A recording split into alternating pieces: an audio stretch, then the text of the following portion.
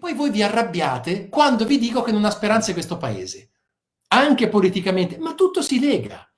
È un paese cerebralmente tramontante questo qua, decaduto. Gli artisti più ascoltati in Italia nel 2024 su Spotify: Geolier, Sfera e Basta, Lazza, Tedua, Anna, Gue, Kid Yugi, chi cazzo è Kid Yugi? Capo Plaza, Shiva e Tony F. E qual è la canzone più ascoltata dagli italiani, il popolo che ha avuto la fortuna di ascoltare Povera Patria, di ascoltare Com'è profondo il mare, di ascoltare Sotto la pioggia, di ascoltare L'illogica allegria, di ascoltare Il pescatore, di ascoltare In fila per tre, Agnese, Aida? Sentite che bella musica, perché stiamo uccidendo questo paese e lo facciamo con allegria, come l'orchestrina del Titanic che cantava, ballava e suonava mentre tutto colava a picco. Meraviglioso.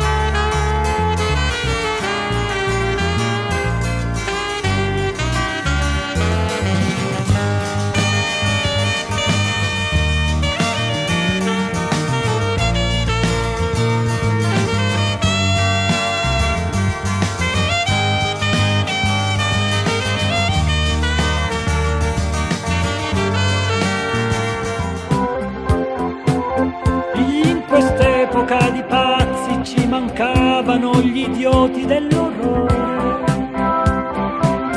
minima immorali, a minima immorali, e sommersi soprattutto da immondizie musicali. El filósofo, la vela, tosto poete, otra vez, el doc, tres.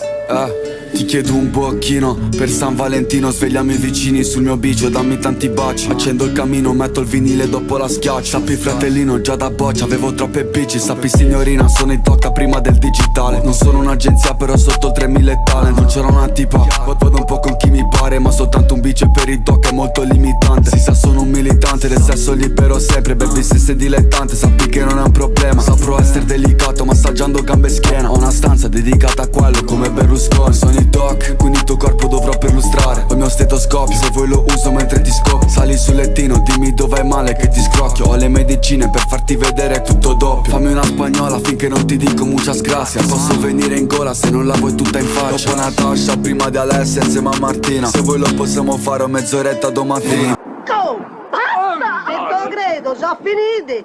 Anzi no! Questa si chiama scureggia d'artista! E mica sanno fa tutti, Mettere a sede! Ah, papà, io...